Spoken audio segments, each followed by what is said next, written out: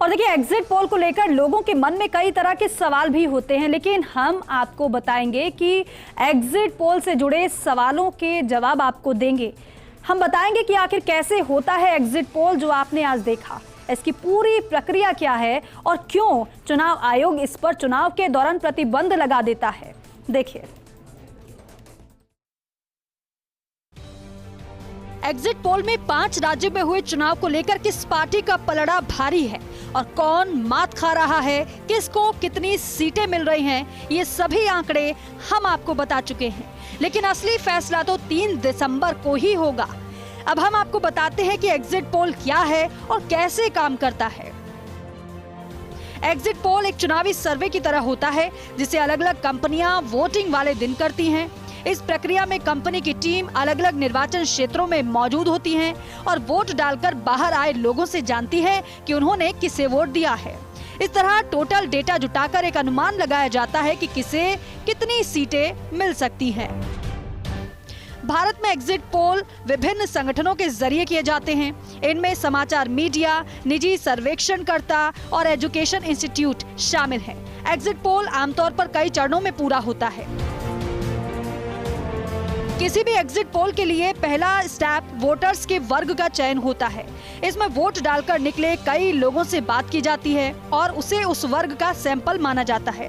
Voters की category का चयन उम्र, लिंग, जाति, धर्म और सामाजिक आर्थिक स्थिति के आधार पर होता है।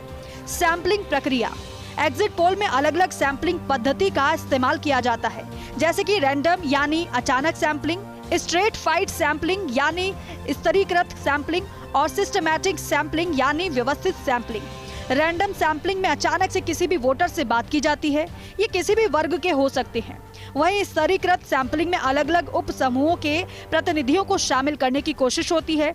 इन दोनों से अलग सिस्टमैटिक सैंपलिंग में वोटर लिस्ट के बीच बीच में मतदाताओं का चयन करके सवाल पूछा जाता है। एग्जिट पोल के लिए फील्ड पर उतरने से पहले सवाल पूछने वाले को ट्रेनिंग दी जाती है। उन्हें सिखाया जाता है कि वो कैसे मतदाताओं से विनम्रता पूर्वक संपर्क करें और एग्जिट पोल के उद्देश्य को समझाते हुए तटस्थ और निष्पक्ष तरीके से सवाल पूछेंगे। डेटा कलेक्शन, एग्जिट पोल का ये सबसे महत्वपूर्ण चरण होता है। इसमें सवाल पूछने वाला वोट डालकर निकले मतदाताओं से तुरंत बात करता है और उनसे पूछता है कि किसे वोट दिया, क्यों वोट दिया, उस वोटर की राजनीतिक प्राथमिकता क्या थी। डेटा एंट्री और क्लीनिंग, जब एग्जिट पोल के लिए इंटरव्यू लेने वाली टीम वोटर्स से बात करके डेटा ले आती है तो उस डेटा को एक डेटाबेस में दर्ज किया जाता है। इसके बाद अगर उस डेटा में कोई कमी दिखती है तो उसे सही किया जाता है। इसमें यह भी देखा जाता है कि कोई डेटा मिस तो नहीं है, किसी में कोई कमी तो नहीं है। डेटा विश्लेषण, एग्जिट पोल के इस आखिरी चरण में प्रत्येक पार्टी या उम्मीदवार के वोट शेयर का अनुमान लगाने के लिए सांख्यिकीय तरीकों का उपयोग करके डेटा का विश्लेषण किया जाता है। इसके बाद फाइनल सैंपल को उस वर्ग का प्रतिनिधि मानकर निचोड़ निकाला जाता है। एग्जिट पोल और ओपिनियन पोल में अंतर क्या है? एग्जिट पोल और ओपिनियन पोल सुनने में एक जैसा लगता है और कई लोग इसे एक ही मान लेते हैं, लेकिन ये सही नहीं है।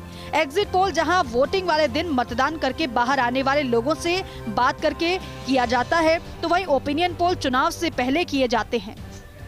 ओपिनियन पोल में बड़ी संख्या में लोगों को शामिल करके सवाल पूछा जाता है। इस भीड़ में सभी वोटर नहीं होते, ऐसे में इसे ज्यादा सटीक नहीं माना जाता है। भारत में एग्जिट पोल की शुरुआत 1996 में हुई थी। तब centre for the study of developing societies ने पहला एग्जिट पोल किया था। पहले एग्जिट पोल में इस संस्था ने अनुमान लगाया था कि बीजेपी लोकसभा चुनाव जीतेगी। ये एग्जिट पोल सही साबित हुआ और भाजपा इस चुनाव में विजयी रही। इसके बाद से भारत में एग्जिट पोल का ट्रेंड बढ़ गया और हर चुनाव में ये होने लगा। 1998 में पहली बार भारत के किसी निजी न्यूज चैनल ने एग्जिट पोल का प्रसारण किया था। वहीं वोटिंग के दौरान चुनाव आयोग एग्जिट पोल के प्रकाशन और टेलीकास्ट पर रोक लगा देता है। माना जाता है कि एग्जिट पोल से नतीजे प्रभावित हो सकते हैं। इसीलिए जब कई चरण या कई राज्य में बहुत कम समय के अंतराल में वोटिंग होती है तो चुनाव आयोग एग्जिट पोल के प्रकाशन या टेलीकास्ट पर रोक लगा देता है। बहरहाल 5 राज्यों में हुए चुनाव को लेकर एग्जिट पोल आ गए हैं। इसके बाद अलग अलग लोग अपने अपने हिसाब से आकलन में भी जुट गए हैं, लेकिन असल तस्वीर तो 3 दिसंबर को ही साफ होगी और तभी स्पष्ट होगा कि किसकी सरकार बनी और किसे निराशा हाथ लगी। Bureau report, first India news.